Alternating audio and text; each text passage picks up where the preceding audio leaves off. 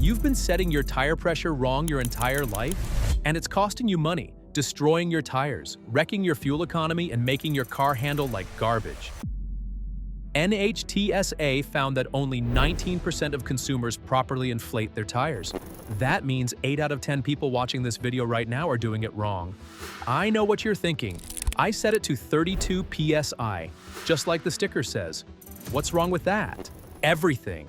That little sticker on your door jamb is not telling you the whole truth. And the difference between what that sticker says and what your tires actually need could be costing you over $300 every single year. The truth about that door jamb sticker might surprise you. That number is not the optimal pressure for your tires. It's not even close. That number is the minimum safe pressure for the maximum load your vehicle is rated to carry. Car manufacturers calculate tire pressure based on a worst-case scenario. They assume you're loading your car with 5 adults. They assume the trunk is stuffed with luggage. They assume you're merging onto the highway at 75 miles per hour with every seat filled. They calculate the absolute minimum pressure needed to safely support all that weight without the tire failing. And that number ends up on your door sticker. For most vehicles, it's somewhere between 30 and 35 PSI. But here's the question they never ask you. How often are you actually driving with your car fully loaded? For most people, it's just you in the driver's seat. Maybe one passenger, maybe some groceries in the back. Your car weighs hundreds of pounds less than its maximum rated capacity, and that changes everything about what pressure you actually need. Let me tell you what happened to me, because I learned this lesson the expensive way. I bought a set of premium, all-season tires rated for 60,000 miles. These weren't cheap tires. I paid over $800 installed. I did everything right. I checked my tire pressure every single month. I kept it at exactly 32 PSI, just like the door sticker recommended. I rotated them every 5,000 miles like clockwork. At 18,000 miles, I noticed the car felt a little squirmy in corners. I figured the tires were just breaking in weird. At the next rotation, my tire shop called me into the bay. The outer edges of all 4 tires were completely bald, worn down to the wear bars. The center still had decent tread, but the shoulders were destroyed. The tech looked at me and said, "You need new tires. These aren't safe." I was furious.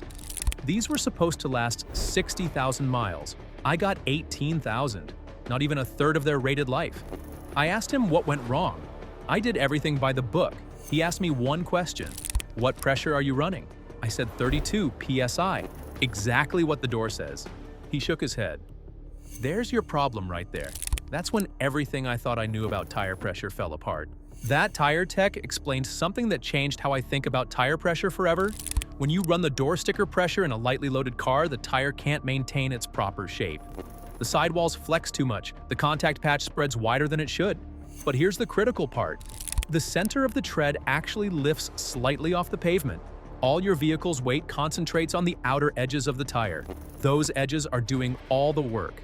They're carrying all the load, they're gripping all the road, and they're wearing out 3 times faster than the center. That's exactly what happened to my tires. The edges were doing the job of the entire tread surface. They never stood a chance. Think about it like a balloon. Underinflate a balloon, and it sags in the middle. The sides touch the table, but the center hovers above it. Your tire does the exact same thing.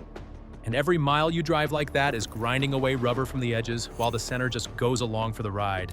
Now, something started bothering me after I left that shop. If running the door sticker pressure destroys tires faster, who benefits from that? Not you. You're buying new tires 3 years early. But somebody's making money every time you replace tires ahead of schedule. Keep that thought in the back of your mind, because we're going to come back to it, and the answer might make you angry. So, what's the actual right pressure? Most people get this wrong. The correct pressure depends on the tire, not the car. Every tire has a maximum pressure rating molded right into the sidewall. Look at your tire right now and you'll see something like max, press 51 PSI, or max load 1,400 pounds at 44 PSI cold. That maximum number is what the tire itself is engineered to handle. And the optimal pressure for even wear, fuel economy, and handling is usually 10 to 15% below that maximum. For most standard passenger car tires, that sweet spot lands somewhere between 38 and 42 PSI. Not 32, not 35, 38 to 42. I know that sounds high. If you've spent your whole life thinking 32 is correct, 40 sounds like you're about to pop your tires like balloons. But let's put this in perspective. If your tire is rated for a maximum of 51 PSI, then 40 PSI isn't even 80% of its capacity. You're not overinflating anything. You're actually running the tire closer to where it was designed to perform. The door sticker pressure isn't optimized for your tire. It's optimized for liability lawyers and worst-case scenarios. Now, I know what some of you are thinking. Overinflated tires are dangerous. They ride harsh. They blow out. Let's define what overinflated actually means, because there's a huge difference between what people think and what's actually true. Overinflated means exceeding the tire's maximum rated pressure. If your sidewall says max 51 PSI and you pump it to 55, that's overinflated. That's genuinely dangerous. But if your tire is rated for 51 and you're running 40, that's not overinflated. That's optimal. You're operating well within the tire's engineered safety margin. The harshness complaint is real but exaggerated. Yes, higher pressure transmits more road imperfections. On rough pavement, you'll feel it.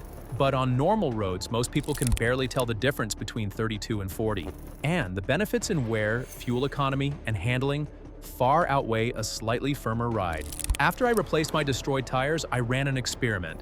I inflated the new set to 40 PSI instead of 32. Same brand, same tire model, same driving habits, only variable changed was pressure. I've now put 35,000 miles on those tires, and they're wearing perfectly even across the entire tread width. No edge wear, no center wear. Completely uniform. At this rate, they'll easily exceed 70,000 miles. That's almost 4 times what I got from the first set. But here's where it gets even better. My fuel economy improved too. At 32 PSI, I was averaging 26.4 miles per gallon. At 40 PSI, I'm averaging 28.1 miles per gallon. That's a 6.4% improvement just from tire pressure. Over 15,000 miles per year at 350 per gallon, that's saving me about $130 annually in fuel alone. Add another $150 in extended tire life. I'm saving nearly $300 every single year by ignoring the door sticker. And my car handles better. Sharper turn-in, less body roll, more predictable grip. So just pump your tires to 40 and you're good, right? Not so fast. There's something that can make everything I just told you completely useless. And almost nobody thinks about it until it's too late. Last winter taught me this lesson the hard way. I set my tires to 40 PSI in September when it was still warm. I felt good. I was doing it right this time. Then November hit, temperatures dropped. I started noticing the car felt a little soft in the corners again. I grabbed my gauge and checked.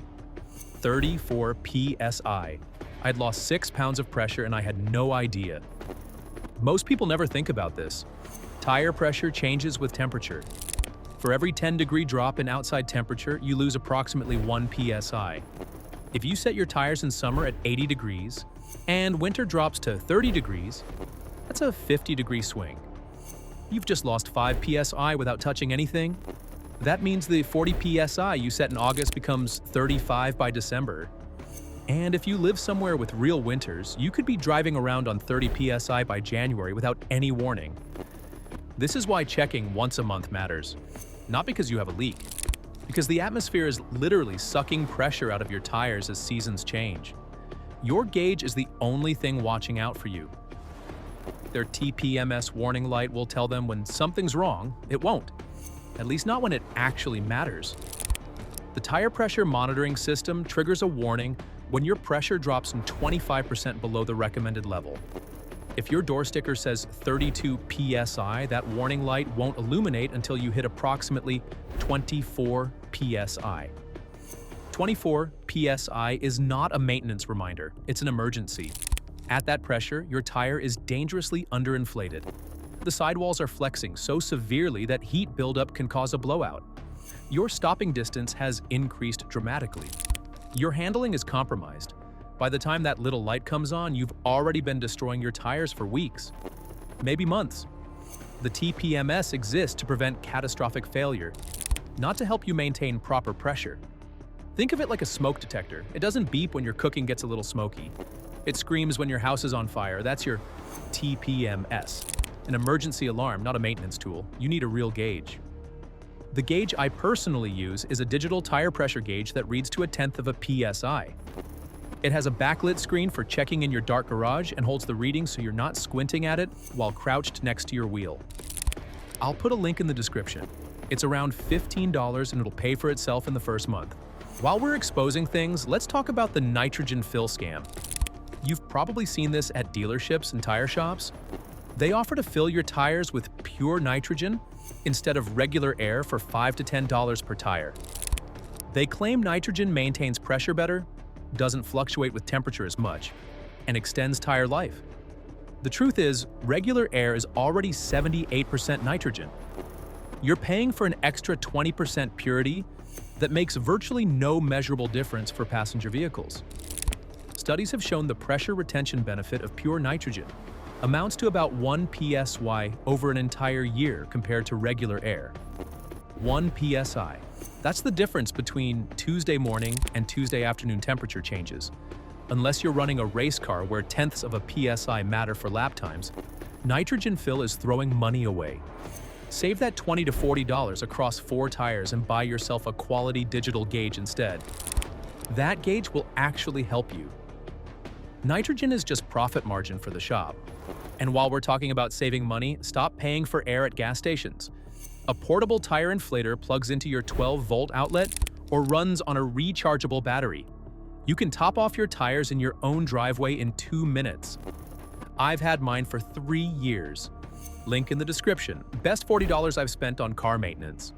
Now, if you're driving an electric vehicle, everything I've said still applies, but your numbers might be different. EVs are significantly heavier than equivalent gas-powered cars because of their battery packs. A typical EV weighs anywhere from 500 to over 1,000 pounds, more than a similar-sized gas vehicle. That extra weight means your tires are working harder even when lightly loaded. EV manufacturers often specify higher pressures from the factory, sometimes 40 to 42 PSI because they know this. Check your EV's door sticker carefully, and if it already says 40 plus, you might push toward 42 to 45 for optimal wear. The principle stays the same. Just account for the extra mass sitting over those tires.